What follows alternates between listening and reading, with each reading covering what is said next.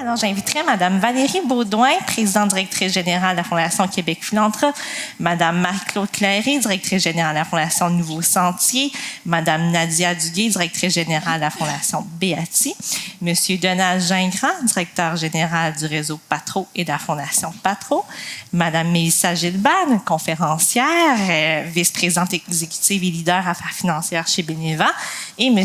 Édouard Stacco, président fondateur du Fonds 1804 pour la persévérance scolaire. Je pense qu'on peut les applaudir chaleureusement.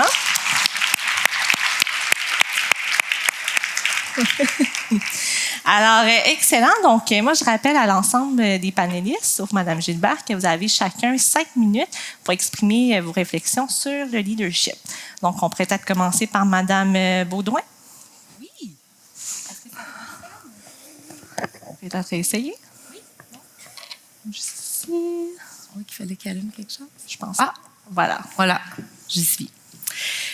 Bien, merci tout d'abord de cette invitation-là. Merci de me permettre de partager la scène avec ces grands leaders, pour certains que je connais, d'autres que je découvre. Donc, je suis Valérie Baudouin, nouvellement directrice générale de la Fondation Québec Philanthrope.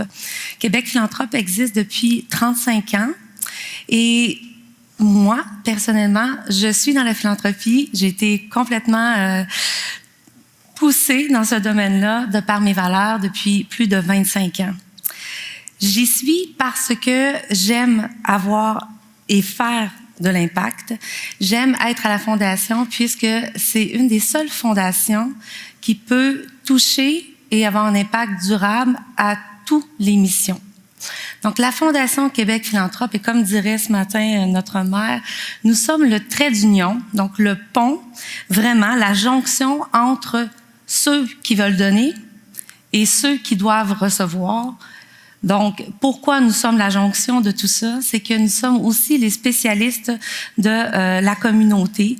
On connaît cette communauté parce qu'on prend le temps de l'écouter, on prend le temps d'être avec elle et de fonder ou former, ou du moins fidéliser une relation avec elle. Donc, tout naturellement est basé sur la confiance. Donc, on travaille avec des fondations équivalentes à des fondations privées, donc plus de 850 fonds philanthropiques chez nous. Et on va les aider, en fait, à pouvoir soutenir les besoins émergents et urgents de la société. Et pourquoi nous, on les connaît, ces besoins-là? C'est parce que aux 2 ans, on sonde la population et d'autres organisations et collaborateurs comme Centraide qui est ici et d'autres à 11 secteurs, à même un rapport qui s'appelle les signes vitaux. Et dans ce rapport, naturellement, il y a de l'information à savoir qu'est-ce qu'on a besoin pour mieux répondre aux besoins émergents et urgents. Et ici, là, bien sûr, on parle de autant de pauvreté, tout ce qui est alimentaire, besoin d'un toit, etc., jusqu'à environnement, donc changement climatique, comme a dit ce matin mon ami Jean-Patrick, donc des initiatives comme Québec Capitale Climat. Donc, pour nous aussi, la philanthropie d'urgence au niveau environnemental est importante. Ce que l'on fait, c'est d'amener... Attendez un petit peu, je vais juste me prendre une petite gorgée d'eau. C'est ça. Merci, il était loin. Alors, ce que l'on fait, c'est vraiment d'écouter, d'entendre ce que le donateur veut nous dire. Qu'est-ce qu'il veut faire? Quel impact il veut avoir dans la société et comment il veut le faire? Et le comment, il est important parce qu'on va pouvoir justement lui donner toute l'information et les détails de la structure et planifier sa donation et, bien sûr, pérenniser. Ce matin, il y a eu docteur... parce que je veux dire son nom de famille, voilà, qui a, et à 2 reprises, on a parlé de donner pendant son vivant, que les gens comprenaient pas de donner outre la mort. Ça m'a fait un petit peu sursauter, je vais vous avouer, parce que nous, c'est un peu l'essence même de notre mission. Alors oui, on répond aux besoins importants et urgents de la société à plus de 450 organismes, mais on va aussi s'assurer d'y répondre le plus longtemps possible. Et ça, c'est au-delà de la mort. Et pour moi, c'est important cette étape-là de pérennisation et de donation. Alors, je pense qu'il est important de collaborer ensemble pour justement travailler à en donner de son vivant, mais aussi structurer pour après son départ. Donc, la Fondation existe, comme je vous disais, depuis 35 ans. On est un milieu qui peut répondre à toutes les missions. C'est-à-dire que le donateur qui vient chez nous peut soutenir, par exemple, un milieu humide de telle forêt, changement climatique, veut soutenir, par exemple, telle organisation qui s'occupe des femmes qui font un retour, par exemple, sur le marché du travail. Donc, quelle que soit la mission qui vous vient en tête présentement, c'est une mission avec qui on va travailler conjointement avec nos donateurs. J'aime travailler à cette fondation. Pourquoi? Parce que, justement, on peut collaborer avec toutes les organisations communautaires du Grand Québec et même plus Chaudière-Appalaches. Et c'est ce qui me séduit.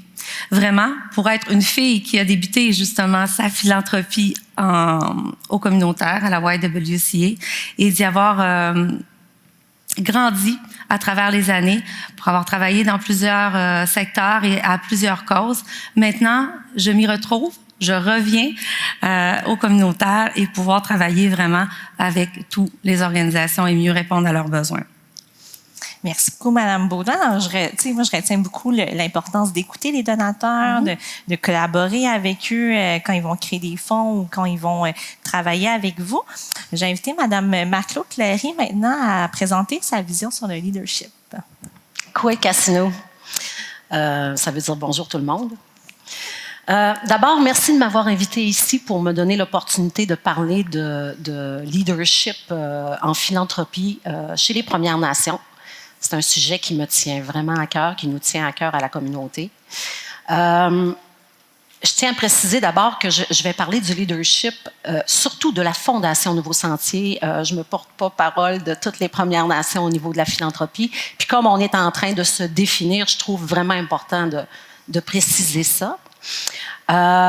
Et puis pour ce faire, j'ai triché un peu parce que je vais vous avouer que je suis extrêmement nerveuse. Donc, j'ai décidé que pour tromper ma nervosité, j'allais vous lire une réponse à un courriel, à une question qu'un ami m'a posée il y a de ça quelques mois, je vous dirais. Mais je pense que c'est intéressant comme réponse, puis surtout, elle a suscité beaucoup de réflexions. Donc, j'espère que vous allez l'aimer. Alors, la question qui m'a été posée, c'était en quoi la philanthropie autochtone est-elle différente de la philanthropie? Je trouve que c'est une grosse question. Puis, OK, bon, allons-y. D'abord, je crois que la question, elle est inversée. Je crois que nous devrions plutôt tenter de mettre en parallèle les ressemblances et les rapprochements qui sont certainement évidents de la philanthropie autochtone puis de la philanthropie en général. Ce qu'on souhaite en ce moment, je vous le disais, à la Fondation Nouveaux Sentiers, c'est de définir nos façons de faire, nos principes qui nous représentent. Alors, pour faire ça, il faut prendre le temps de faire le vide, de prendre un pas de recul, déconstruire s'il le faut, pour s'assurer qu'on va être complètement indépendant dans nos façons de faire et les choix qu'on va faire. Il faut se questionner. Donc, la philanthropie autochtone pour la Fondation Nouveaux Sentiers, c'est en train de se définir et de mettre en perspective qu'est-ce que ça veut dire pour nous de mettre en place un système d'entraide qui est fait par et pour les Premières Nations, pour voir nos communautés autonomes épanouies dans un cercle de partage et d'entraide qui sera ancré dans les valeurs et les cultures Premières Nations. Et ce, dans les orientations et dans les façons de faire. Donc, la Fondation Nouveaux Sentiers, dont le leadership est PN, Première Nation, se positionne dans une posture d'écoute et d'apprentissage. C'est super important ce bout-là. Dans une perspective de transfert des savoirs. Parce que la culture philanthropique québécoise, canadienne, nord-américaine a beaucoup plus d'expérience que nous, a beaucoup à partager. On a énormément à apprendre. Alors, on se met vraiment dans une posture d'apprentissage qui va nous permettre de faire l'implantation de notre propre système dont le leadership, je répète, et la gouvernance seront Premières Nations. À mon avis, il s'agit du principal mouvement fondateur de ce mouvement-là, c'est-à-dire qu'on puisse avoir une autodétermination, je l'ai dit vite, une autodétermination au niveau de la philanthropie. C'est-à-dire que compter sur des solutions qui viennent des Premières Nations pour adresser les enjeux collectifs qu'on va déterminer qui sont les plus urgents à s'adresser. Et tout ça, bien sûr, en complémentarité et en harmonie avec le secteur philanthropique. Il me reste 1 minute et 20. OK. Ça allait plus vite chez moi.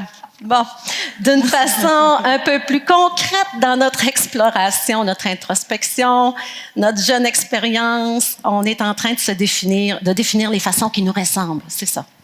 Donc, je vais les donner rapidement, là. Alors, notre façon qui résonne pour nous de travailler, puis Madame Dufresne, que vous parliez ce matin, je trouve que ça se ressemble tellement, c'est l'importance d'avoir une posture de réciprocité lorsqu'on travaille avec les gens chez nous.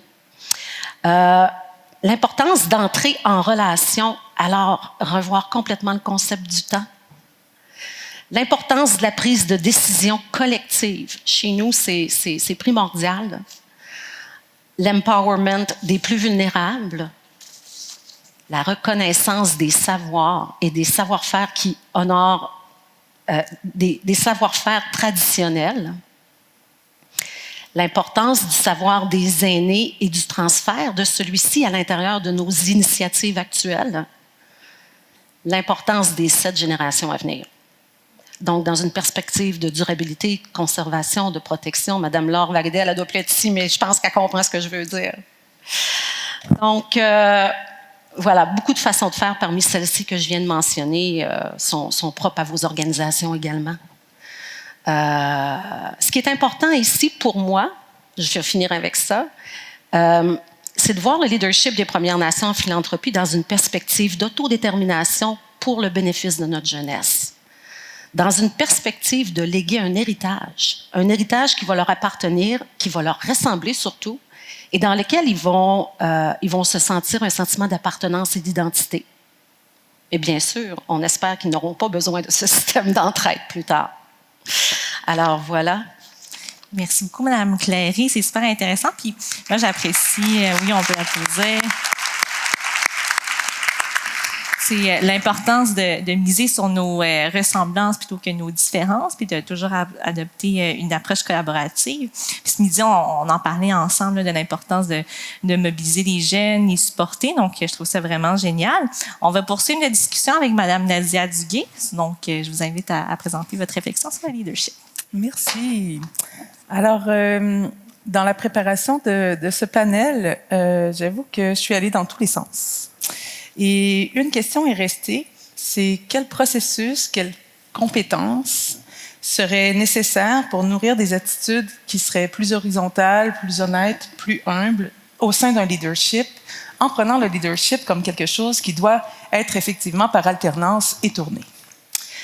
Dans le fond, quels outils sont absolument nécessaires, urgents et essentiels à développer, à mobiliser dès aujourd'hui? Dans un monde en transition, pas pour demain, en transition maintenant, dans un monde en profonde mutation. J'arrive avec la première compétence qui est cette capacité à reconnaître, naviguer dans les complexités, les contradictions, les pluralités de perspectives, mais aussi au sein des couples de tension. Une pensée complexe, donc, qui est capable de comprendre l'interdépendance des enjeux. La deuxième compétence qui me semble vraiment essentielle, c'est celle de la positionnalité prise vraiment au sérieux. C'est-à-dire cette réflexion sur soi qui nous permet de nous situer, nous, à l'intérieur des structures dans lesquelles on opère, mais également à l'intérieur des cultures dans lesquelles on opère. C'est-à-dire d'avoir une parole qui est située. À la fois au niveau de nos organisations, qui on est en tant qu'organisation philanthropique, mais qui je suis également en tant que direction générale, en tant que femme blanche qui parle, en tant que... etc., etc. Donc, la multiplicité de nos identités. Et tout ça m'a fini par me faire arriver à un endroit un peu plus improbable. Cette l'idée de développer le deuil comme compétence. Je m'explique.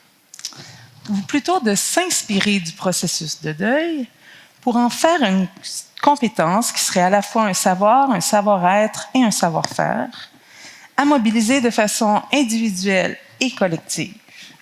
Le deuil de quoi? Le deuil de notre suffisance. Le deuil du récit de nous en tant qu'être uniquement bon. Vous savez, cette tension-là qu'on a de se reconnaître également comme personne qui, non seulement on soutient effectivement les sorties des inégalités, mais on les maintient également. On est deux choses en même temps.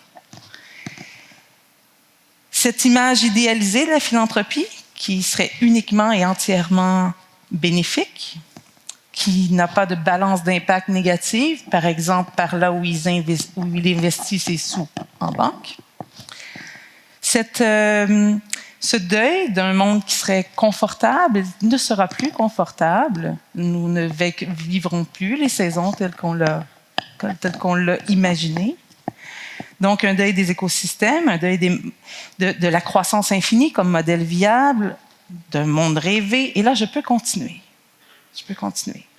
Les deuils sont tellement nombreux à notre époque que je pense que c'est la première compétence qu'il faudrait qu'on mobilise. Parce que c'est cette compétence-là qui va nous arriver à nous permettre, en fait, ensuite de mobiliser celle de la positionnalité. Il faut faire mais il y a des premières compétences qui sont d'un ordre personnel, autant que organisationnel, politique et social à faire. Et ce qu'il y a de particulier avec ce concept-là, c'est qu'on parle d'intelligence émotionnelle. Et on n'en parle pas assez, à mon avis. Quand les gens se braquent, se figent, ne veulent plus discuter parce qu'ils se sentent attaqués, mais c'est qu'il y a quelque chose qui ne veut pas disparaître. Il y a quelque chose qui refuse de se laisser aller et de partager son pouvoir. Et donc, peut-être qu'il faudrait effectivement faire... j'essaie de voir si c'est dans quel sens le temps, s'il me reste du temps. Je suis encore correct. Donc, oui, je suis venue déposer la compétence du deuil comme compétence essentielle du futur au sein d'un leadership qui serait vraiment profondément différent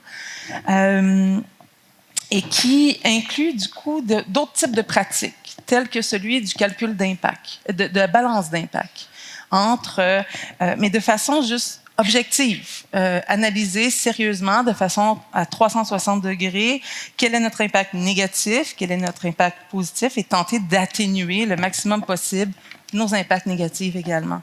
Bref, regarder de façon en face à face avec ce qu'on fait réellement dans l'ensemble de ce qu'on est, même dans nos recoins un petit peu moins plaisants.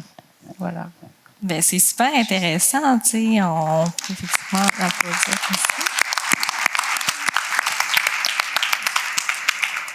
Moi, je retiens beaucoup l'importance de se connaître soi-même avant et par la suite, là, faire un portrait et trouver des solutions pour faire un deuil et par la suite entamer un changement positif.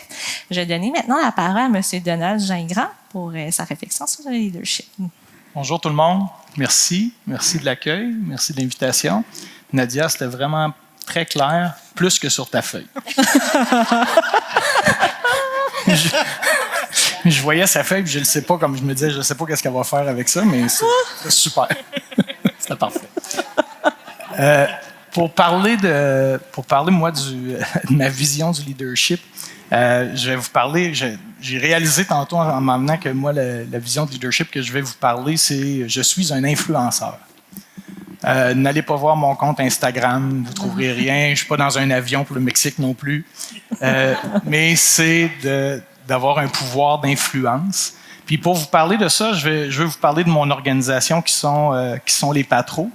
Une jeune organisation, pour ceux qui ne connaissent pas, une jeune organisation de 160 ans qui a été fondée par les religieux de Saint-Vincent-de-Paul ici à Québec en 1861 et qui, pendant une centaine d'années, a été dirigée par une communauté religieuse.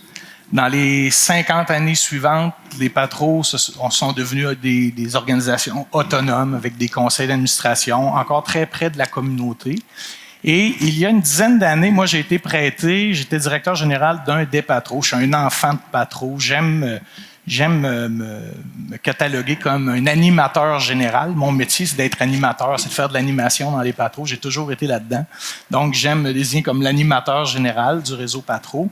Et il y a 10 ans, j'ai été prêté 6 mois à la Fondation Patros pour la campagne de financement majeur. Je suis jamais retourné. Il y a quelqu'un ici dans la salle qui m'avait dit « Tu ne retourneras pas ». Puis il avait raison, je suis pas retourné. 10 ans plus tard, je suis là.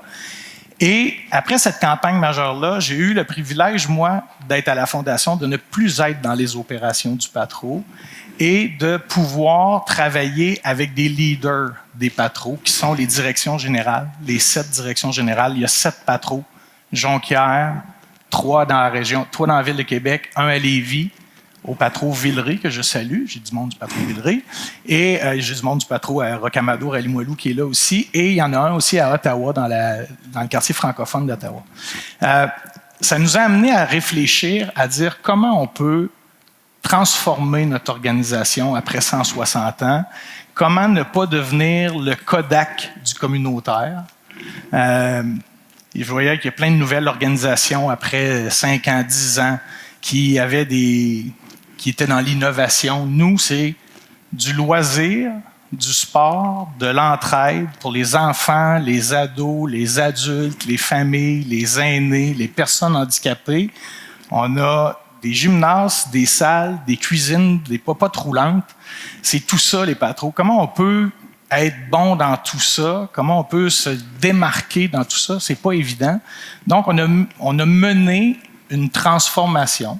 C'est-à-dire comment on peut travailler ensemble. Donc, moi, j'ai eu à être dans un environnement de transformation avec 8 conseils d'administration, 7 directions générales, et comment on peut amener à travailler ensemble.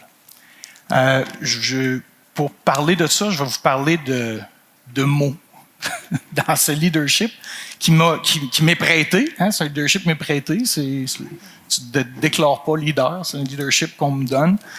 Donc, ça a pris de la vision, d'avoir cette vision-là, de dire comment on peut se transformer les Patros.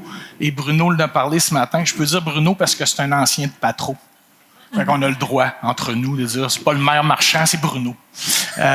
Bruno a parlé de la transformation, de dire on veut devenir meilleur, il faut s'améliorer. C'est dur à entendre. C'est dur à entendre pour les gens, puis je le comprends. Donc, mon rôle, moi, c'est beaucoup d'être dans l'influence de la vision de cette transformation-là, écouter les réalités sur le terrain de chacun, avoir de la patience, connaître toutes les parties prenantes, travailler à la mobilisation, trouver des influenceurs, des experts qui vont venir nous aider à donner de la crédibilité à la démarche, avoir de la patience, je l'ai dit, hein, ça. Il va revenir 5-6 fois. Recommencer, avoir de la patience, avoir un coach, avoir des coachs qui nous accompagnent, avoir un psy. 5 ans plus tard, en 2018, on a lancé ce projet-là. On appelait ça le Patros 2023. Puis 5 ans plus tard, on a un réseau. On a un seul logo. On est revenu à un seul logo, les 7 Patros. Puis on a surtout une très belle vision de travailler ensemble. Notre vision, c'est faire du bien, bien le faire. Oh, ça résume très bien.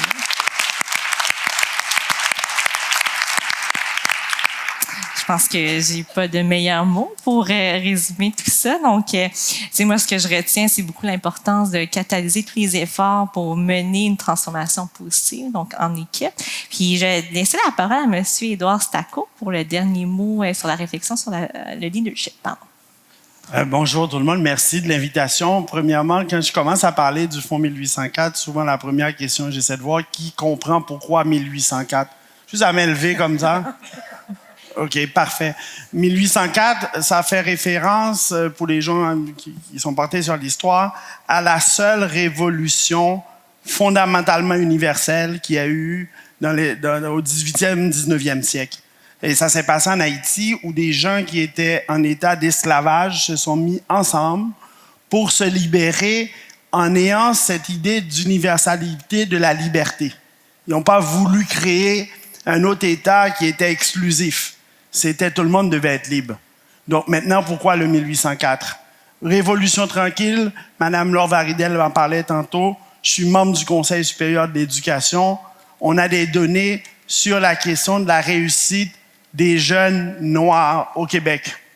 Je suis membre du Conseil, puis on avait un débat comment traiter de ça. Je disais non, il faut le traiter sur l'ensemble des données. À la fin de mon mandat au Conseil, je me disais, qu'est-ce que je peux faire? Je savais, en toute humilité, tout le travail personnel que je pouvais y arriver n'allait pas inverser ça. Tout comme l'ensemble des initiatives réparatrices qu'on va faire, leur vélocité ne sera jamais assez grande pour inverser le cours de l'histoire. Par contre, on peut germer quelques graines pour la transformation. D'où est née l'idée du Fonds 1804. C'est que, et si on permettait par une philanthropie réellement inclusive de traiter d'un enjeu et donnant aux gens confiance et être fiers d'eux-mêmes. Donc, l'histoire du Fonds 1804, c'est une fondation qui est née des communautés noires ancrées en persévérance scolaire. Mais le premier défi qu'on avait, c'était de traiter de l'inclusivité. L'inclusivité réelle. Au Fonds 1804, la première job que j'avais à faire, c'était de convaincre les gens qu'il ne fallait pas que le fonds aide seulement les jeunes noirs. Il fallait que les donateurs, je vous dis, c'est pas la bonne idée, il faut aider tout le monde. Le début de la transformation, c'est que ces gens-là, au début, on disait non, on refuse tout don qui est associé à une communauté. Et on va aller plus loin. Il est interdit dans les comités de sélection du fonds qu'on voit le nom du jeune, son origine ethnique, ou sa ville, ou peu importe le lieu d'exclusion. Parce qu'on pense que tant aussi longtemps que la personne qui est aidée ne se retrouve pas, il y a une limite dans l'action. Je me rappelle une fois, j'étais dans un grand hôtel à Montréal, on présentait une vidéo d'une organisation qui voulait pas mal faire. Tous les philanthropes, les gens qu'on présentait, et à un moment, on passe aux bénéficiaires. Je disais, mon Dieu, les bénéficiaires ne doivent pas se retrouver dans les philanthropes. Il doit y avoir une limite dans ça. Et le Fonds 1804, c'est un moment où la transformation, c'est tout le monde. Il n'y a pas de limite. Quand on se retrouve au fond, on est tous Québécois. Quel est l'impact du fonds? Mais aujourd'hui, le fonds va donner lieu au sommet. Le sommet Afro, c'est le regroupement de 60 organismes issus des communautés noires qui travaillent ensemble. Parce que moi, je ne peux rien faire tout seul. J'ai toujours besoin de l'aide des gens. Je demande toujours de l'aide aux gens. Parce que tout seul, je ne peux rien faire. Donc, les organismes les plus grands que vous connaissez, Maison d'Haïti ou un autre, sont tous membres du sommet et ils apprennent et ils collaborent ensemble pour transformer. Et pour avoir de l'aide, je vais avoir de l'aide des gens comme la Fondation Chagnon qui a cru qu'on pouvait avoir un observatoire qui soit hébergé au sein d'un organisme des communautés noires. C'est comme ça que ça a vu le jour, l'Observatoire des communautés noires, qui va publier dans 18 mois le premier portrait réalisé sur la jeunesse afro-québécoise et non pas un ensemble d'études, d'analyses ici, par là.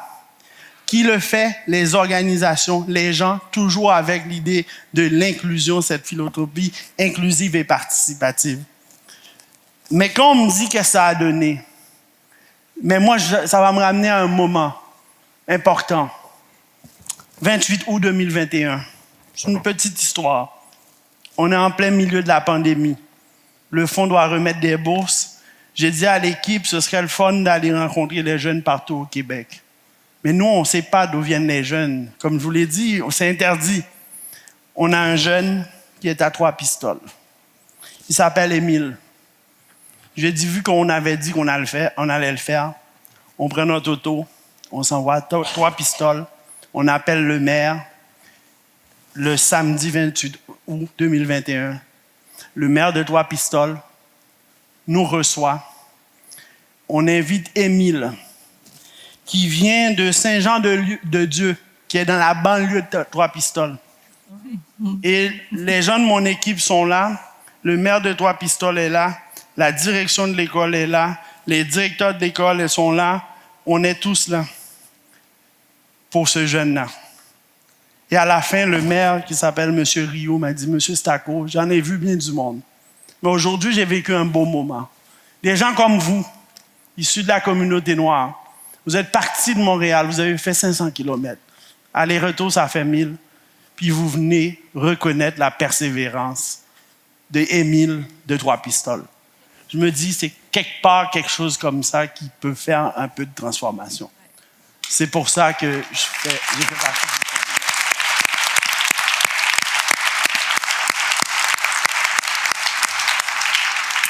Merci beaucoup, Édouard. C'est vraiment inspirant de voir que la transformation positive n'a pas de frontières, surtout au Québec. Alors, moi, ce que je ressens de l'ensemble de vos discussions puis vos réflexions sur le leadership, ainsi que la conférence de Mme Gilbert, le filon conducteur, c'est vraiment la collaboration. Donc, on pourra pouvoir en discuter ensemble après. Alors, chers participants et participantes, moi, je vous invite et je vous rappelle que vous pouvez participer tout au long du panel avec l'application Slido. Donc, je vous invite à faire part de vos commentaires, vos questions, vos idées à nos panélistes et ma collègue Marilyn se chargera de les transmettre absolument.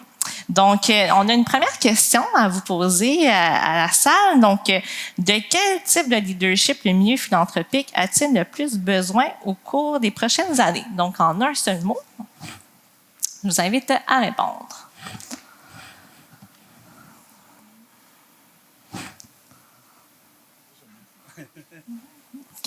Les réponses rentrent tranquillement. On voit que audacieux, collaboratif, visionnaire sort énormément. Humain, rassembleur, partagé, authentique. L'authenticité, je pense que c'est important dans toutes les actions qu'on fait. Donc, on voit que les réponses rentrent tranquillement. Marilyn, est-ce que tu as des questions ou des réponses qui rentrent en particulier? Pour nos panélistes, là, je pense que ça commence à entrer. On peut peut-être se laisser un peu de temps. N'hésitez pas. On peut, si on attend encore quelques mots, là, il y en a une question qui est arrivée là, parce qu'on a un peu abordé les urgences, différents types d'urgences. On parlait de polycrise et tout. On demande où est la place pour soutenir les forces et les capacités des communautés au-delà de ces urgences-là. Je ne sais pas si c'est un sujet qui inspire nos panélistes. Oui, je le répète, donc au-delà des urgences, où est la place pour soutenir les forces et les capacités des communautés? Oui, M. Stacco. Probablement, la première étape, c'est de s'y intéresser au-delà des urgences. C'est sûr qu'il y a urgence, c'est humain. Toute urgence nous mobilise, on veut intervenir. Maintenant, si on veut aller au-delà des urgences, il faut s'intéresser à ces capacités-là, à ces communautés. Et aussi, assez souvent, j'étais à une table, je disais aux gens, écoutez, des fois, c'est aussi simple que de poser la question, de dire comment puis-je vous aider. C'est ça, la transformation. Il faut changer les approches. Quand on dit aux gens comment je peux vous aider, puis moi, c'est ce que je fais en réalité, là. Je n'amène pas des solutions aux gens. J'essaie de les aider. J'ai besoin que les gens collaborent. Et c'est comme ça qu'on initie, selon moi, les transformations. Oui, Madame Gilbert. Oui, je voulais juste... en fait, si on s'occupe juste des urgences, ben il y a quelque chose ailleurs qui va se briser parce que tout le reste, puis je vais faire un parallèle avec notre entreprise. Disons que dans l'entreprise, on travaille sur toutes les urgences, mais on oublie de gérer nos opérations. Il va y avoir une multitude de problèmes qui vont se créer, puis bon, ça va devenir les nouvelles urgences. Donc, je pense que l'important, c'est oui, d'essayer d'aider par rapport aux urgences, mais de ne pas oublier la base qui, elle aussi, est essentielle pour ne pas créer d'autres problématiques. Oui, Mme Beaudoin. En fait, j'ai le goût d'ajouter, puis tu sais, on en a parlé quand j'ai commencé tout à l'heure, l'écoute. Je pense qu'il faut prendre le temps, et d'autant plus après la pandémie, de prendre ses petites pattes ou prendre le téléphone et d'aller vers les gens, avoir et créer cette relation-là humaine, être à l'écoute et être authentique dans ce qu'on écoute. Et effectivement, on ne peut rester que dans l'urgence et il faudrait même être capable de voir ce qui va s'en venir. Bon, c'est sûr qu'il y a des choses qu'on n'a pas de boule de cristal, là, mais effectivement, personnellement, par exemple, vous savez tous que les marchés financiers, c'est pas terrible présentement. Alors, tous les fonds qui sont chez nous, les rendements, ils sont pas là. Mais il faut quand même répondre aux besoins de la communauté. Alors, il faut trouver d'autres sources de financement, d'autres avenues, d'autres idées en collaboration. Donc, il faut vraiment être à l'écoute, aller au-devant, puis innover, puis collaborer. J'ai dit collaborer? Je vais le dire régulièrement, je vous le dis. Oui, Madame Duguay. Oui, j'enchaînerais peut-être en disant, ben évidemment, oui, faut soutenir la prévention, le renforcement des communautés, le renforcement des capacités. Mais au-delà de ça, il faut aussi s'intéresser à des alternatives globales viables. Et là-dedans, il y a hors de la philanthropie, c'est-à-dire il y a la taxation, il y a des idées telles que l'héritage pour tous qui sont sorties il y a déjà une vingtaine d'années dans lesquelles on n'a pas rentré, à mon avis, on devrait s'y pencher pour vrai. Donc, comment on fait pour participer dans le dialogue plus global pour s'assurer en fait que même la prévention telle qu'on la soutient en ce moment ne soit plus nécessaire puisque la redistribution de la richesse, ça s'est fait en amont. La redistribution de la richesse, ça s'est fait au moment du partage en fait, du partage initial et qui donne une voix égale et équitable à tout le monde. C'est un peu de repenser nos systèmes puis de s'assurer qu'on a vraiment les bonnes conditions à la base pour vraiment aider notre milieu en tant que tel. Là. Très intéressant. Donald, tantôt, tu as mentionné là, le fait de travailler avec cette organisation au sein des Patros. Tu sais, on parle souvent de leadership rassembleur, qui est d'ailleurs un programme qui est présenté et porté par Centraide du Grand Montréal puis de Dynamo. Tu sais, au-delà du charisme individuel, comment un leadership rassembleur peut-il se manifester au sein du milieu philanthropique de la société civile, surtout dans un contexte où on vit beaucoup de polarisation et de cynisme?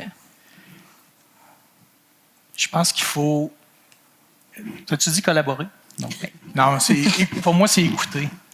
Il faut que les gens... Il faut que tu sois à l'écoute des gens. Faut que tu sois, comme leader, il faut que tu sois capable d'aller chercher le meilleur de chacun. Ça fait très cliché, mais si tu connais bien ton monde, si tu es bienveillant avec ton monde, pour moi, c'est un leadership de cœur qu'il faut avoir. C'est à peu près la seule chose qui va nous rester.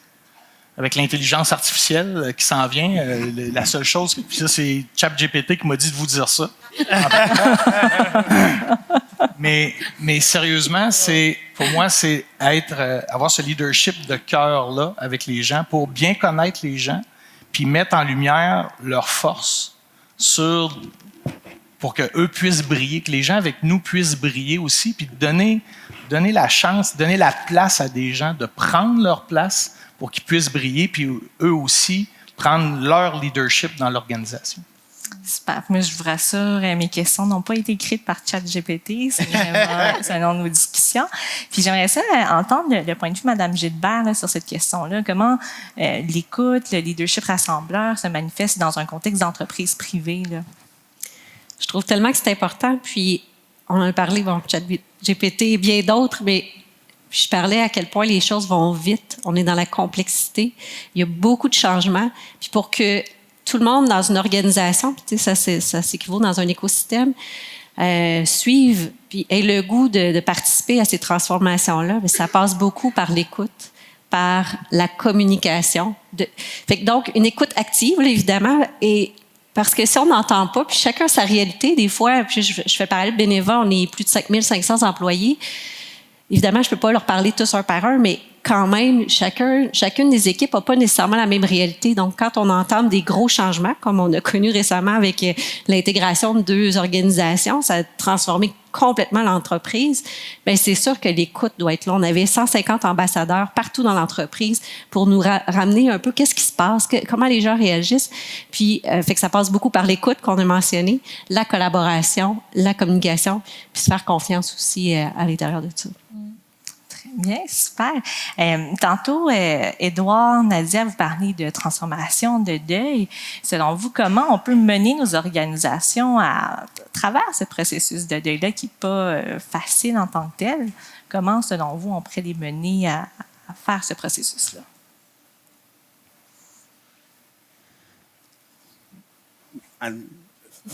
Écoutez, je peux y aller. Premièrement, un des éléments importants, c'est la patience. C'est sûr que si on veut aller vite, il faut être patient.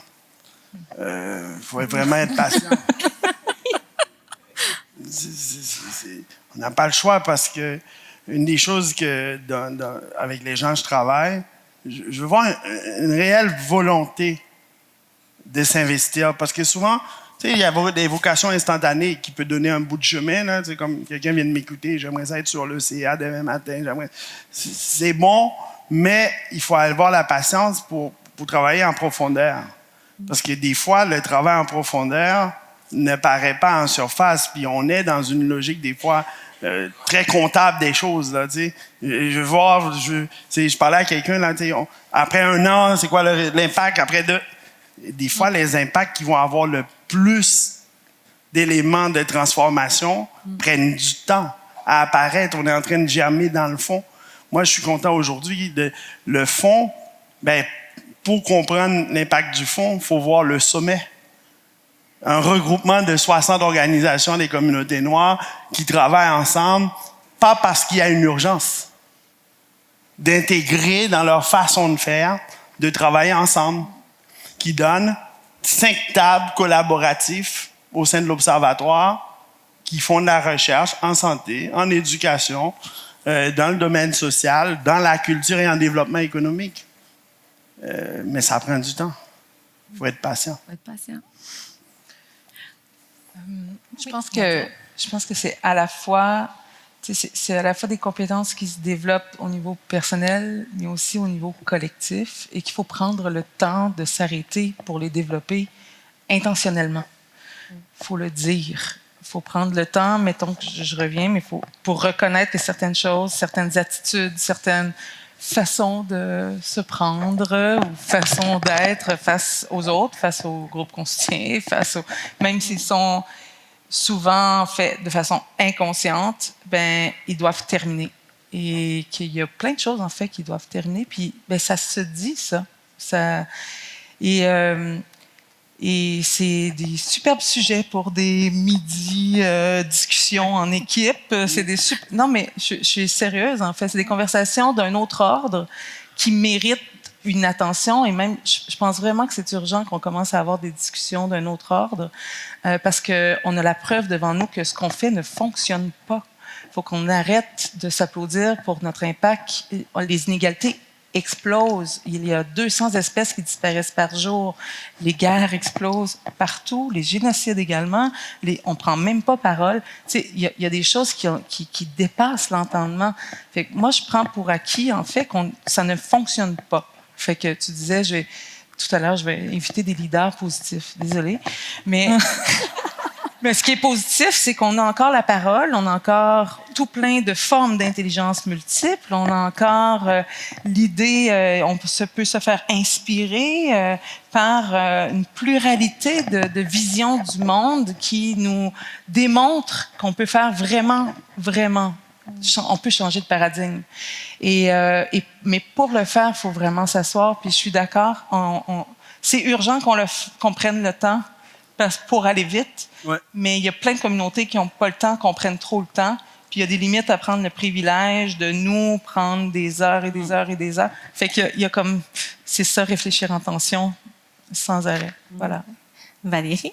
Ben, en fait, moi, écoute, tu te dis pas leader positif aujourd'hui, mais au contraire, moi, ce que tu viens de dire, ce que j'entends, là, c'est que la constatation, c'est déjà le début de la transformation. Oui. Alors, pour moi, c'est très positif. D'autant plus que si on ne les voyait pas, si on ne voyait pas ce qui se passe, là, on ferait l'autruche comme tantôt. Alors, non, moi, ton message, je le trouve très positif. C'est surtout de prendre le temps. Là. Ouais. On a tous des boîtes courriels, des messages Teams à gérer. Fait qu'on discute pas des affaires de fond dans une réunion de 9 à 10, mais quand on a du temps, puis souvent le temps nous manque. Moi, en fait, Valérie, justement, tu sais, tantôt, tu parlais d'avoir 150 fonds, si je me trompe pas. 850. 1800? 850. 850, pardon, fonds que tu gères avec ton équipe. Tu sais, ça touche toutes les causes, ça touche plusieurs régions au Québec. Tu sais, comment tu fais pour mobiliser tes gens pour ça? Ben, la mobilisation, pour moi, tout d'abord, je vais redire encore des mots-clés que j'utilise à tous les jours.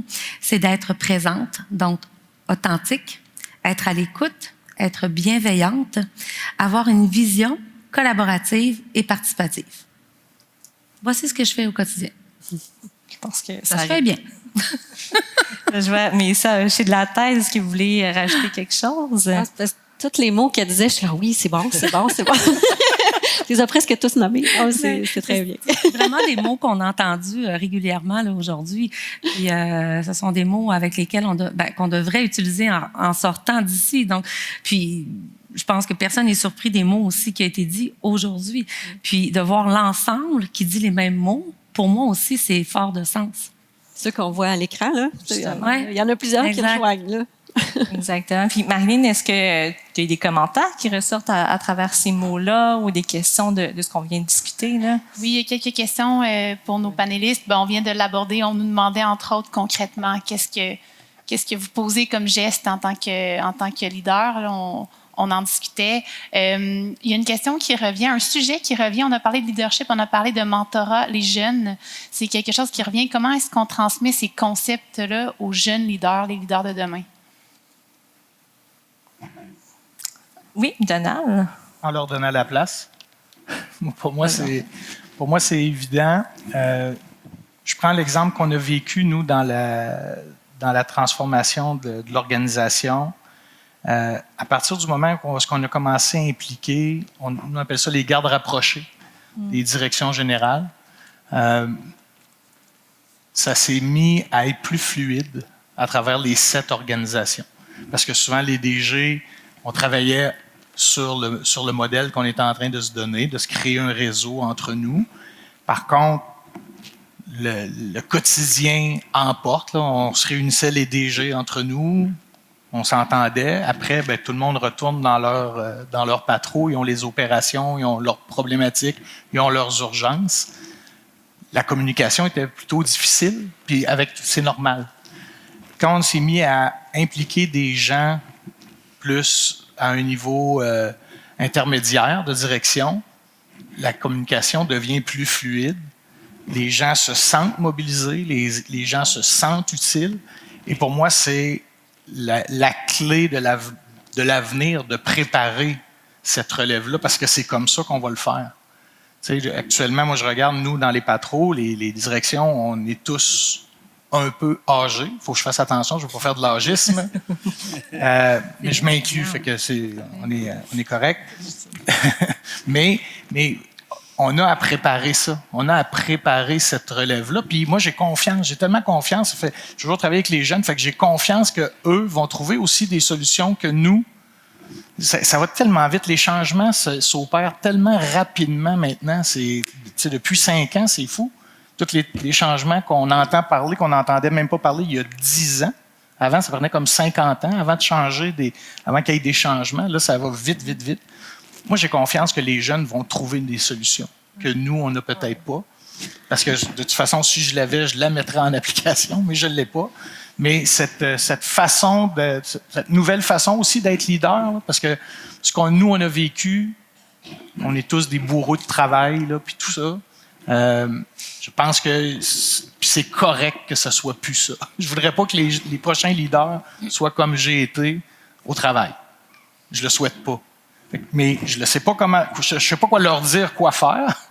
Ils vont le trouver. J'en suis persuadé qu'ils vont le trouver. Mais c'est de leur laisser la place. Surtout que les jeunes, de plus en plus, on ne veut pas travailler dans une organisation pendant 20 ans comme nos parents. On cherche beaucoup les valeurs, le pourquoi, tantôt que Mélissa vous abordez. Je pense que vous voulez faire du rebond sur cette question-là sur les jeunes. Non, je suivais la conversation, mais comme vous me faites le rebond, c'est sûr que il faut leur faire une vraie place. Puis, qu'ils puissent avoir un environnement qui facilite leur façon de faire, puis qu'ils sentent qu'on est prêt à s'adapter aussi. Parce que, tu sais, trop souvent, on dit le leader, il doit toujours montrer le chemin. Peut-être il doit rassembler le monde pour trouver le chemin, puis après, c'est plus simple le montrer. Là. Une fois qu'on a le trouvé ensemble, je vais vous le montrer, le chemin. Donc, les jeunes, quand ils arrivent, c'est sûr que je ne sais pas votre définition d'âgé, mais des gens comme vous et moi, ben, c'est sûr qu'il y a une nouvelle réalité. T'sais, ils vont amener l'organisation ailleurs Puis je regarde au Fonds 1804, un jeune comme Edgar Maldo, qui a été un boursier du Fonds, qui est aussi un administrateur, son approche va être différente. Il va nous amener ailleurs, donc il faut que l'organisation se transforme pour accueillir leur participation, à moins que vous tenez à avoir une participation dans un rapport annuel pour dire que vous avez 1 ou 2 jeunes. Là. Ça, si vous mettez les photos, c'est réglé, là. Mais si vous transformez, c'est autre chose avec un sourire, là. Valérie? Je vais peut-être rebondir là-dessus, en fait, parce qu'on parle beaucoup de diversité, puis quand on parle de diversité, on parle beaucoup hommes, femmes, différentes ethnies, tout ça. Mais pour moi, l'âge, c'en est une forme de diversité, puis c'est pour ça que, pour moi, ça me rejoint beaucoup là, de laisser de la place aux jeunes. Puis c'est drôle parce qu'il y a des fois, quand je suis sur certains conseils d'administration, c'est moi la jeune. Je suis contente, je suis encore jeune. Puis au bureau, souvent, je suis plus vieille. mais je trouve que cette diversité-là nous apporte tellement, autant les plus âgés avec plus d'expérience ou les plus jeunes qui arrivent avec un dynamisme, des idées, de l'innovation. Puis je pense que tout le monde a sa place, puis c'est cette force-là ensemble qui fait toute la différence. Puis moi, j'apprends des plus jeunes, puis j'apprends des plus expérimentés, je vais utiliser ce terme-là. Puis j'essaie aussi de pouvoir contribuer au développement des jeunes lorsqu'ils qui ont de l'intérêt, ben c'est sûr que moi, ça me fait toujours plaisir. Fait que c'est donnant-donnant, puis je pense que ça, c'est vraiment une force pour aller plus loin. Ça nous prépare à l'avenir aussi. Tu sais, anecdote personnelle, moi, j'étais dans les jeunes philanthropes de l'Université Laval, puis le fait de collaborer avec les différents départements, la Fondation de l'Université Laval, bien, on apprend aussi des compétences qu'on n'aurait pas nécessairement dans nos cours. Moi, je suis issue du monde de la réadaptation, donc d'apprendre des choses sur la collecte de fonds ou l'engagement social, c'est super pertinent. Là. Puis ça nous prépare à exercer nos professions par la suite. Valérie, je pense que tu voulais rajouter un mot. Je voulais juste rajouter, en fait, à quel point on doit leur faire confiance. Rappelons-nous que nous aussi, il y a des gens qui nous ont fait confiance, qui nous ont laissé de la place pour vraiment mettre de l'avant notre intelligence émotionnelle, toutes nos connaissances qui étaient en apprentissage, avec un nouveau regard et qui, on avait cette vision attractive. Donc, ce qui fait que nos jeunes, là, ils veulent juste avancer, bien sûr. Donc, leur faire confiance, leur donner de la place. Puis, sincèrement, là, ce qui peut être le plus valorisant pour moi, c'est de voir une équipe ou des membres de mon équipe ou des gens que j'ai coachés alentour des plus jeunes, les voir grandir et d'arriver enfin, par exemple, sur une scène comme aujourd'hui. Les voir grandir à travers des succès qui vont pouvoir comptabiliser, donc soit un don. Hein? Notre premier don qu'on signe, là, il est très, très, très important. On se souvient comment on le fait, on se souvient comment on shakeait, puis on se souvient de tout ça. Mais c'est au-delà de ça, la confiance qu'il va prendre en lui. Ça, moi, voir ces yeux-là dans nos jeunes, c'est ce qui me paye à tous les jours. Est-ce que les autres panélistes veulent rajouter quelque chose, Nadia? Juste une pensée qui vient de me traverser, mais c'est le seul facteur de diversité qu'on a tous et toutes des expériences vécues. Ouais. Et malgré ça, on n'est pas capable d'être inclusif. Ouais. C'est... Excusez, c'est tout.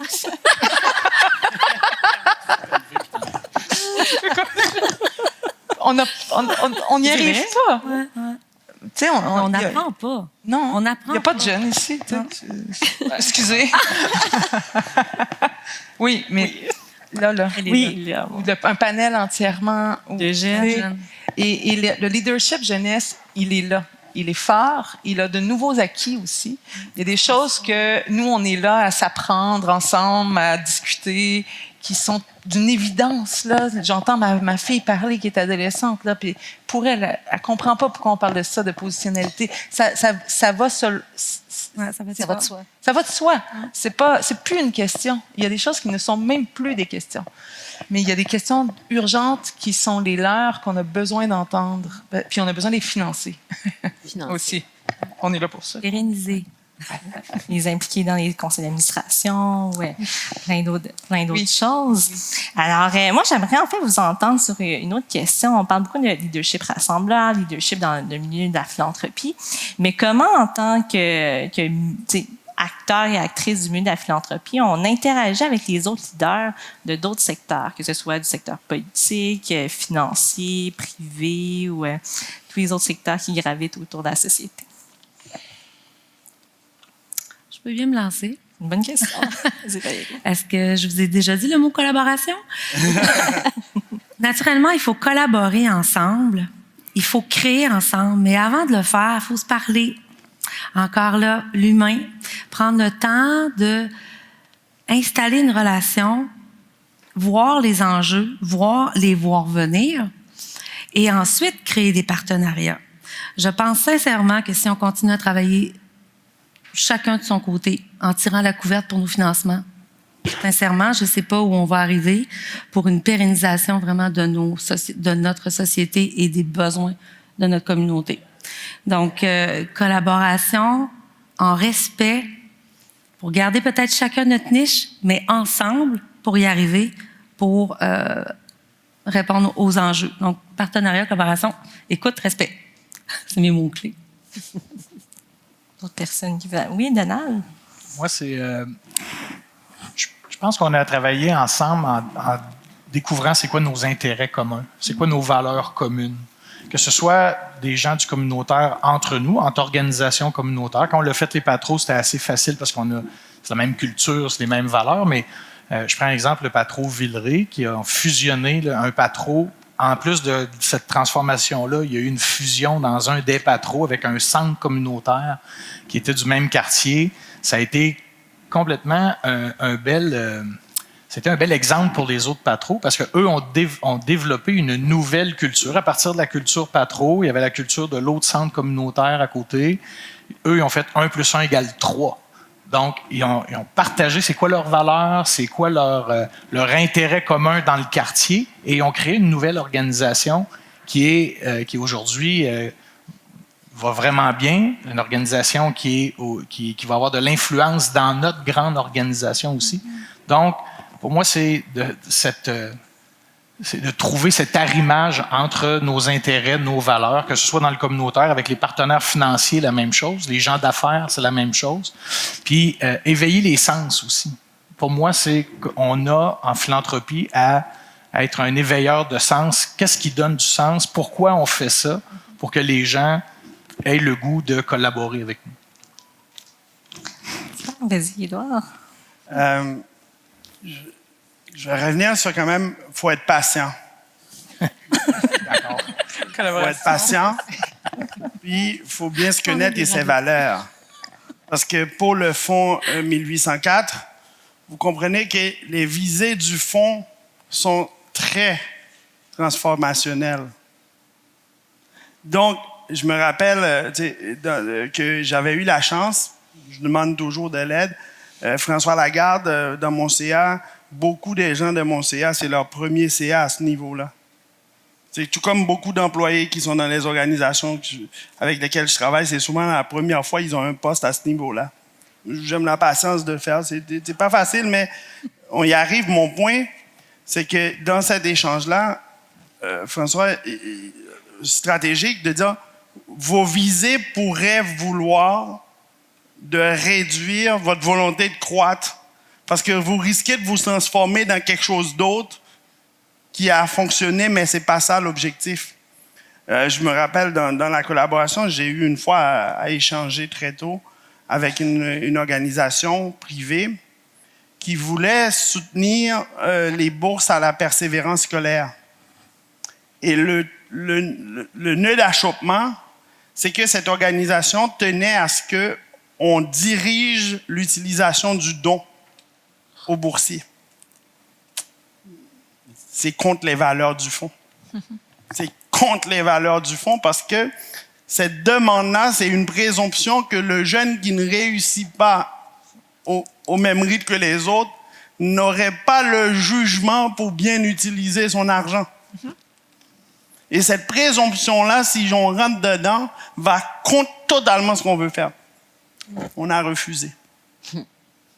On a refusé parce que ce qu'on voulait atteindre, cette collaboration-là aurait été très bien. Là, on est rendu à 1400 boursiers dans toutes les régions du Québec. On aurait pu en avoir beaucoup, beaucoup plus, mais on n'aurait pas atteint l'objectif transformationnel qu'on a.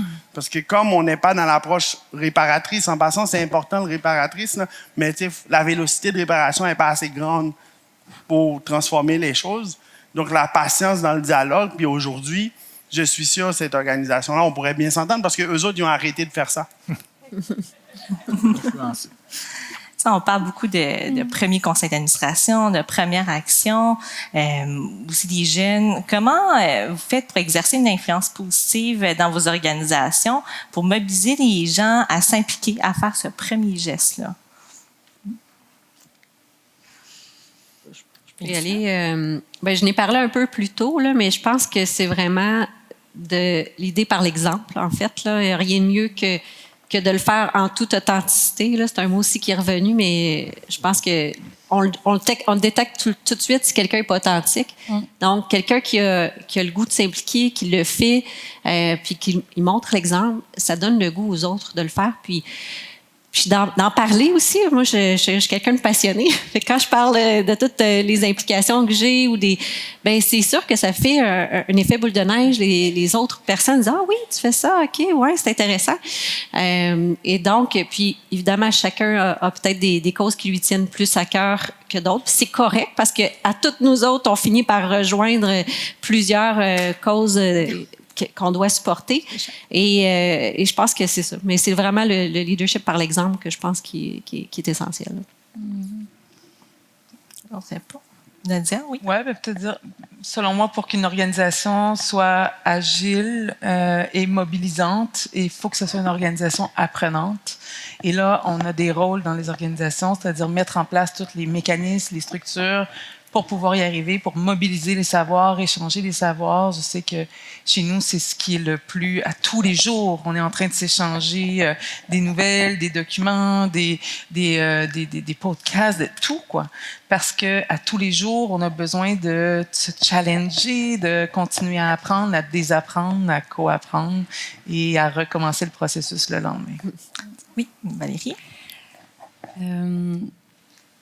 Moi, j'aime bien dire, en fait, que lorsqu'on prend le temps de démontrer l'impact du don, ça, je pense qu'on en a parlé beaucoup aujourd'hui, mais c'est plus que l'impact du don, mais le geste derrière, le bien-être qu'il fait. Donc, de prendre le temps de présenter, en fait, les donateurs avec les organisations, prendre le temps qu'ils comprennent vraiment la mission, de découvrir c'est quoi les services, quelles sont les personnes qui viennent chercher les services chez eux, quels sont les réels besoins. Donc, pas juste le lire, comme on dit, dans un rapport, mais vraiment d'aller chez eux, que moi, je sois l'entremetteuse et que je les invite et on fait, nous aussi, des soirées qu'on appelle les soirées porteurs d'impact, où on invite tous nos créateurs de fonds qui ont choisi vraiment de donner à une cause ou à une autre, de venir donner vraiment les sous directement à l'organisation. Et je pense que ça, c'est mobilisant. Naturellement, on vient chercher tout le côté, toute l'émotion des deux qui se comprennent. On crée en fait un lien qui est différent entre deux personnes, puis souvent un lien qui va être là pendant très, très longtemps. Donc, la mobilisation, pour moi, c'est beaucoup des mettre en lien. Puis surtout que de plus en plus qu'on soit en entreprise, en milieu communautaire ou universitaire, on veut voir l'impact de notre don. Puis ce lien de confiance-là, c'est super important. On peut pas juste dire, bon, ben je débarque, je vais être donatrice, puis bye, j'ai fait ma bonne action. C'est vraiment de nourrir cette relation-là. Marilyn, je vois que tu défiles depuis tantôt. Je pense qu'il y a beaucoup de commentaires. Veux-tu nous partager un peu l'état de la salle et les questions qui sont adressées à nos panélistes? Oui, entre autres, on soulignait le type d'initiative par et pour. On félicitait, entre autres, la Fondation Nouveau Sentier. On demande d'ailleurs à Mme Cléry, entre autres, de revenir sur cette écoute humble dont il a été question. On nous dit comment modéliser cette écoute humble dans les forums où on a à prendre la parole. Ça se dirige un peu plus vers vous, Mme Cléry, mais ça peut aussi être plus largement ensuite aux autres panélistes. Est-ce que tu pourrais répéter la question? Absolument. Merci. Donc, on demande comment on modélise l'écoute humble dans un contexte comme un forum où on a à prendre la parole. Ouais. Probablement que j'ai de la misère, moi, justement. Mais peut-être, donc, au contraire, je suis trop humble, peut-être, je dirais. C'est difficile. Je dirais qu'on est... j'expliquais qu'on était en mode de définition en ce moment. Puis, je suis vraiment en mode écoute. Je pense que c'est humble en même temps, ça, de prendre le temps d'écouter. Puis, c'est ce qu'on fait aussi lorsqu'on est en communauté, lorsqu'on est avec les jeunes à l'intérieur des projets. On prend le temps d'entrer en relation avec lui. Puis la façon dont on le fait, c'est que, tantôt j'entendais, c'est important de laisser la place aux jeunes. C'est important de laisser la place aux jeunes, puis c'est important de lui faire un retour par la suite. Parce que on essaie de faire de la place, il y a de la belle énergie, il y a des belles idées qui ressortent, il y a de l'implication, mais il faut absolument qu'il voit qu'il y a il y a quelque chose qui suit par la suite de ça. Puis ça, je pense que c'est une position humble à prendre. Puis la position de réciprocité dans laquelle on se retrouve beaucoup, c'est que quand on donne des projets, on est en relation avec les communautés, ça prend beaucoup de souplesse, ça prend beaucoup, tu parlais d'écoute, de collaboration. C'est qu'il faut y aller dans l'état d'esprit que oui, on vient donner quelque chose, mais on vient surtout recevoir ce qui se dégage de la communauté parce qu'en fin de compte, là, on est j'en parlais moi-même à moi-même. Je me disais, on est quasiment une courroie de transmission. Tu sais, on est là, dans le fond, on a le rôle d'aller écouter, de dynamiser, de mobiliser, d'aller chercher, de ramener tout ça, puis de dire, ben écoutez, voici ce que, d'abord, nos jeunes, on est beaucoup à l'école de nos jeunes, voici ce que nos jeunes ont dit, voici ce qu'ils veulent, voici le leadership qu'ils veulent prendre. Êtes-vous prêts à aller là-dedans? Tu sais, on va s'entraider pour le faire. Mais après ça, j'étais plus d'accord avec mon mot de courroie de transmission parce que je me disais, on est beaucoup plus que ça. On est main dans la main avec les communautés parce qu'on a le mandat de les soutenir, puis on a le mandat de soutenir l'individu également. Donc, c'est ça. Oui, Nadia? Est-ce que je peux oser rajouter? Mais Nouveau Sentier, c'est particulier parce que vous avez plusieurs mandats et que vous êtes comme plusieurs organisations en une. Fait qu'en même temps, c'est un coup de chapeau. Mais c'est vraiment particulier et c'est pas le cas de la plupart des fondations parce que vous agissez comme organisation sur le terrain en même temps que vous agissez comme fondation. C'est ça. Pas tout à fait. Tout à fait. En fait, on est un organisme de bienfaisance. Oui. Alors, on agit. Au départ, je dirais qu'on voulait agir en tant que fondation pour pouvoir financer d'autres organisations, puis c'était pas possible parce que finalement, avoir un numéro de l'ARC, chez les Premières Nations, ça n'existait pas, OK? Donc, on s'est dit, on va faire les choses autrement. Puis c'est là qu'on a décidé de changer de chapeau pour apporter des initiatives qui apporteraient des opportunités aux jeunes. Donc, c'est là-dedans qu'on s'est enligné. Il y a différentes possibilités qui s'offrent maintenant avec les changements. Mais il y a surtout un gros projet dans lequel on est, un projet de laboratoire qui veut donner la place aux jeunes. Puis tu parlais de financement, bien, ce laboratoire-là, c'est ce qu'il veut.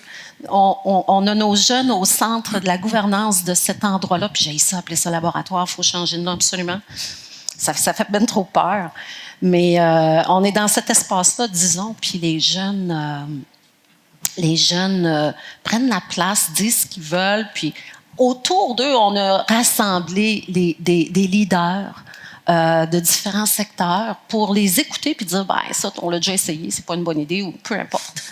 Ou, ah oui, quelle bonne idée, allons-y, on va t'aider, et après ça, on finance des projets comme ça. Mais c'est des projets venant des jeunes, c'est pas nécessairement le rôle d'une fondation, mais c'est à l'intérieur d'un projet qui est orchestré pour pouvoir financer les activités. Très intéressant. Je vois qu'il nous reste environ 20 minutes. Donc, si vous avez des questions ou des commentaires que vous voulez adresser à nos panélistes, je vous invite à les inscrire sur Slido. Comme ça, Marilyn pourra prendre le relais. Marilyn, est-ce qu'il y a une autre question qui est adressée à un panéliste? Oui, entre autres, je crois que ça l'a rendu peut-être la curiosité, piqué la curiosité de certains. Madame Duguay, vous avez parlé du deuil. Certains auraient aimé que vous entendre davantage là, sur ce concept de deuil.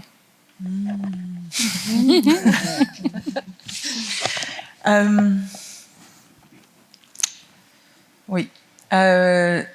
c'est un concept qui m'habite beaucoup parce que j'en ai vécu déjà plusieurs et que je regarde à quoi on fait face actuellement. Je parle collectivement, là, pas uniquement comme acteur philanthropique, mais collectivement. Actuellement, on a énormément besoin de développer notre capacité d'adaptabilité à un niveau jamais vécu, en fait. Et pour y arriver, je pense que non seulement il faut avoir un processus pour le faire, mais il faut être en mesure de développer notre capacité personnelle pour le faire, parce que sinon on est incapable de se parler. Et pour ça, il faut faire plusieurs deuils, ça je l'ai dit, mais l'un de ceux que j'ai oublié de nommer tout à l'heure, c'est celui de savoir. Le deuil de faire comme si on savait tout. Hein? Okay. Ouais. Excusez, j'y ai pensé au sondage de tout à l'heure. Là. Il y avait des catégories sociales qui savaient plus que d'autres. Puis, ce qui m'amène à l'humilité, mais ce qui est pour moi, ça, c'est un grand deuil qui nous ouvre. C'est-à-dire que c'est pas la fin, les deuils. C'est que nécessairement, ça génère d'autres choses. Et parce qu'on enterre certaines choses, parce qu'on a quelques petits cimetières intentionnels derrière, on est capable de voir émerger autre chose. Et je vois pas comment on pourrait faire autrement. En tout cas, je suis vraiment preneur de toutes les réflexions qui pourraient... Parce que en ce moment, le mur est énorme. On le sait tous. Et ben ça demande des sentiments qui sont d'une telle complexité qu'on n'arrive même pas à les nommer. Fait qu'on parlait, c'est toi qui as dit d'avoir un psychologue, là, c'est pas mauvais. Mais effectivement, c'est pas mauvais.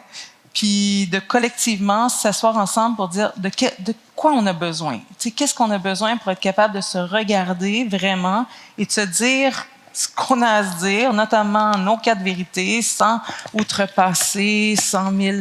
Tu sais, mais sinon, on n'arrivera à rien. Être capable d'aller dans la vulnérabilité aussi. Dans la vulnérabilité et faire face à quelque chose qui est... Parce que là, on parlait de leadership, je pense que c'est ça qui m'est arrivé là. Dans les dernières années, là, j'étais beaucoup autour des concepts de fragilité du pouvoir. Et la fragilité du pouvoir, c'est comme l'ensemble des fragilités qu'on vit quand on est dans une situation de pouvoir. Et là, je pense à la fragilité masculine, la fragilité blanche, à la fragilité de name it. C'est une fragilité qui est particulière. Puis honnêtement, il y a beaucoup de théories qui émergent autour de ces concepts-là qui sont vraiment fascinantes. Et qui est comme une incapacité de se voir comme étant autre chose que l'idéal qu'on a dit de notre propre narratif de ce qu'on devait être. Et ça, je pense que c'est le plus grand deuil qu'il faut faire, puis c'est de faire face à ça et de développer donc effectivement là, tu sais, la capacité à la perte, la capacité de faire face à ben c'est vraiment ça, là, c'est de développer la résilience, mais par quoi? Par comprendre les étapes de deuil. Et la première étape, c'est le déni. Et c'est la première étape des fragilités du pouvoir aussi.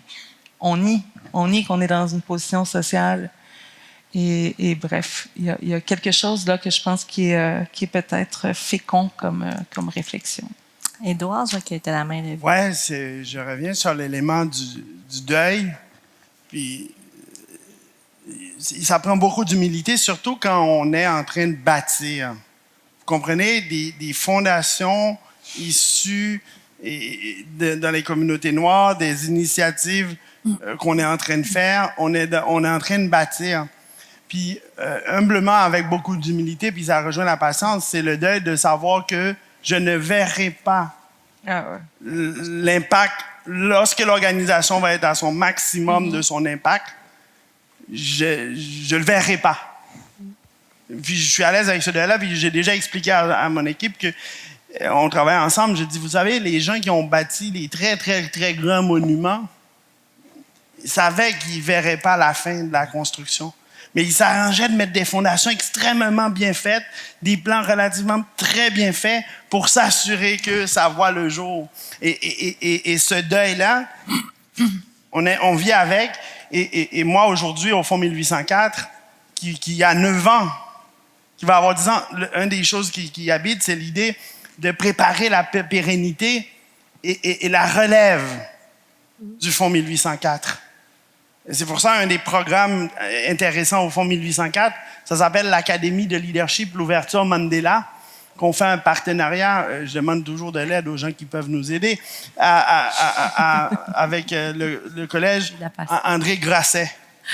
Chaque été, on permet à des jeunes du Fonds de vivre une expérience ou de réaliser eux-mêmes un projet avec un vrai budget, sans trop d'encadrement. C'est un vrai budget. Ils ont un budget. C'est leur projet. La première étape qu'ils doivent faire, c'est de dire chacun, vous venez ici avec un projet dans la tête, vous êtes en équipe de 5, quel projet vous faites? Des fois, il faut passer de l'individuel au collectif. Il faut faire le deuil de son projet quand vous arrivez à l'académie parce qu'il y en a un seul qui est choisi dans l'équipe. Et l'idée de dire que je ne verrai pas la fin au maximum, mais ça fait des initiatives qu'on s'assure qu'on va préparer ça. Puis j'aime bien votre point que vous avez amené sur le deuil. Ça m'a rappelé que dès le départ, il faut accepter que 9 ans dans l'histoire d'une organisation, c'est très mince. Puis quand le fonds va être à son maximum, le sommet va atteindre les impacts. Ça va être dans des années. Et comme vous le voyez, je suis un peu patient, donc... Cette humilité-là donne de la patience. Exactement. J'ai une question que j'aimerais vous poser à tous les panélistes. Là. Dans 5 ou 10 ans, comment on peut témoigner que le milieu philanthropique a adopté les leaderships adéquats pour faire face aux défis émergents que nous vivons actuellement? Je me lance. Oui. En fait, moi, je caresse un rêve depuis 10 ans déjà. Et je vais partager mon rêve et ma vision. Pas dans 5 ans, mais dans 10 ans. Je pense que c'est faisable.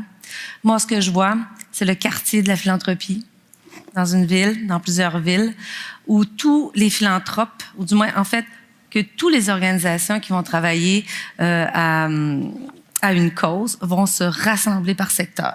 Je vous parle de mon rêve. Hein. Il y adhérer, il y adhérer pas. Et que tout le monde puisse travailler ensemble et uniformiser leur façon de faire, mais surtout d'une seule voix, aller solliciter les gens en les émouvant pour qu'ils puissent travailler avec eux, collaborer avec eux pour faire un art de changement et de transformation, puis qu'on puisse travailler vraiment par secteur de la santé, etc. Et qu'on arrête et je l'ai dit tout à l'heure, de tirer sur la couverture du financement. Ça mène à rien, absolument rien. Et donc, je rêve vraiment d'un quartier de la philanthropie, dans la maison, où on aura tous les missions à même d'une porte à l'autre et dans lesquelles on va travailler. Et j'y crois vraiment fermement et je pense vraiment que ça va y arriver. Pourquoi pas au niveau philanthropique quand on le voit, par exemple, dans le domaine de l'environnement ou de changement où on a notre maison ici, Frédéric Bach, à Québec. Donc, pourquoi pas? Donc, ceux qui veulent embarquer, moi, je suis très prête pour cette transformation-là. Dès maintenant. Lisa? On peut applaudir. J'ai senti. Oui, c'est ça. Mais moi, en fait, je suis une fille de chiffres. Hein. Je vous l'ai dit tantôt, là, je suis une comptable, je m'occupe des finances.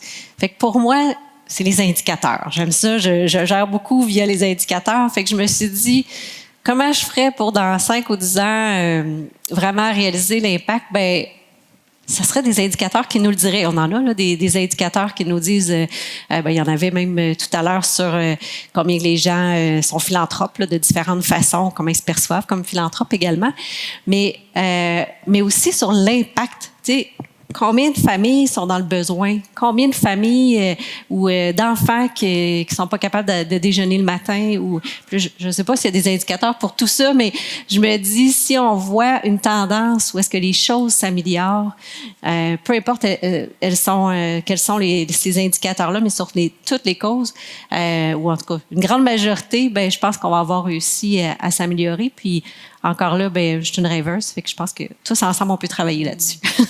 Ouais, super. Je vois déjà qu'il est 16h21. Vas-y, Donald, il nous reste une dizaine de Rapidement, minutes, là. deux choses. La philanthropie là, aura réussi dans 5-10 ans si elle continue, si les acteurs philanthropiques continuent à avoir de l'influence. Je vais rester dans l'influence jusqu'à la fin. De l'influence dans la société, ça marche déjà. Le monde philanthropique, je pense, le mot bienveillant, ça représente bien. Puis il y a une compagnie d'assurance maintenant qui a pris un nom comme ça. Fait que ça l'a déjà influencé, ça. Et de créer des ponts, qu'on crée des ponts entre nous. Je pense que là-dessus, de continuer à être influent, créer des ponts. Puis je martèle, faire de la place, pas laisser la place à la relève, mais faire de la place à la relève, parce que j'y crois que des presque vieux peuvent continuer à accompagner, mais il faut laisser de la place pour que dans 5-10 ans, je puisse prendre ma retraite. Édouard, Nadia, Marc-Claude, est-ce qu'il y a quelque chose que vous voulez rajouter avant la fin du panel? Peut-être que moi, je pourrais rajouter que dans mon optique pour les Premières Nations, on est au début. Ça fait juste 13 ans qu'on est là. Puis, c'est une fondation pour la jeunesse. Les besoins de la jeunesse sont très grands. Puis, il ne faut pas oublier que chez nous, la pyramide est inversée. Il y a beaucoup plus de jeunes que de personnes plus âgées. Donc, c'est important de leur faire la place. Mais il y a tellement de besoins à l'intérieur des communautés. Donc, moi, si je vois dans 5-10 ans une pérennisation des actions pour la jeunesse qui est faite, mais que la jeunesse, par ailleurs, décide, elle aussi, de mettre en place des systèmes pour les autres de la communauté, comme les aînés ou d'autres besoins, je verrais là un beau succès pour la philanthropie dans le milieu des Premières Nations. Tout à fait. Nadia? Moi, j'aurais envie de voir émerger des certifications éthiques en philanthropie. J'aurais envie de voir émerger des déclarations de principe également, qui nomment les enjeux, qui nomment le type d'inégalité à laquelle on fait face. Et pas d'ici 5 à 10 ans, parce que c'est un rêve fou, mais mettons 20 ans, une stratégie commune plus élargie pour qu'il n'y ait plus jamais de cause orpheline. Mais aussi pour qu'on soit en mesure d'activer des points d'acupuncture à des endroits qui se nourrissent l'un de l'autre. Et à la fois dans les territoires de lutte et supporter les groupes dans ces luttes-là, à la fois dans le maintien des acquis, à la fois dans la construction d'alternatives. Merci. Édouard, est-ce que tu avais un mot pour la fin? Bien, écoutez, c'est sûr qu'il faut aller dans une approche nouvelle pour vraiment transformer. Puis quand on regarde bâtir une philanthropie, une culture philanthropique auprès des communautés autochtones et des Premières Nations, c'est hyper importante. C'est fondamental parce que cette philanthropie inclusive, c'est ça qui va avoir un impact plus important. Regardez, à peu près tout le monde peut donner à manger à un jeune. C'est à peu près tout le monde. Mais bâtir la confiance d'un jeune, des fois, ça prend d'autres outils que tout le monde, dépendamment du milieu, on ne les a pas tous. Il y a des endroits où c'est pas moi qui devrais être là. Même si j'ai tout pour être là, mon impact va être limité. Parce que si ça reproduit un schéma connu et que ça fait des centaines d'années qu'on le fait, c'est peut-être que le schéma, rendu à un moment, il y a une limite. Peut-être. Donc, il y a un moment où on dit j'ai besoin d'un autre acteur. Parce que pour transformer, il faut rassembler, mais il faut donner confiance.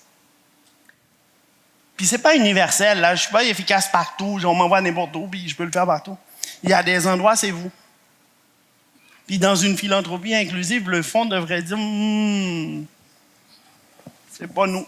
Oui. Ce serait mieux vous. Puis je vais être un silent partner là-dedans. Oui. Pas besoin de dire c'est nous parce que si les gens pensent que c'est juste vous tout seul, l'impact est beaucoup plus grand. Si je passe en arrière puis je dis en fin de compte, c'est pas vous, c'est moi. C'est ces éléments-là importants. On ne peut pas toujours mesurer ces choses-là. Moi, quand un jeune qui reçoit une bourse du Fonds 1804 pour la persévérance scolaire, Puis je vois les parents qui sont là. En passant les événements du fond, les parents sont là. C'est gratuit. On pourrait faire un événement où tout le monde mange pendant qu'on honore un jeune. Nous, on ne fait pas ça. Quand on honore un jeune, tu t'assois puis tu le regardes. Ça ne marche pas ensemble manger pendant qu'on honore 50, 60, parce qu'après le 12e, tout le monde mange. Donc, rendu un moment, l'impact, ce jeune-là qui est là, qui regarde dans les yeux de son parent, de ses parents, qui le voit différemment. Comment cet impact-là est majeur. Puis de temps à autre, ça m'arrive de rencontrer un jeune qui dit « Monsieur Stacco, j'ai eu une bourse du fond, puis un jour, je vais en donner une moi-même. » Ah, ça c'est... Puis je dis, c'est pour ça qu'un jour, un sociologue m'a déjà dit, c'est quelque part le début d'un mouvement de transformation. Oui. Et ça, il faut être patient. Persuadée.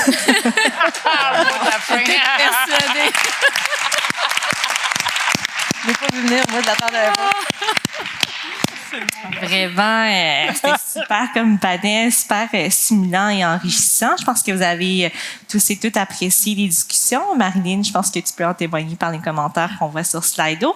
Alors, je pense qu'on peut accueillir chaleureusement tous nos panélistes pour cet excellent panel. Puis par la suite, je vais inviter mon collègue François à monter sur scène. Alors, merci à vous pour votre participation.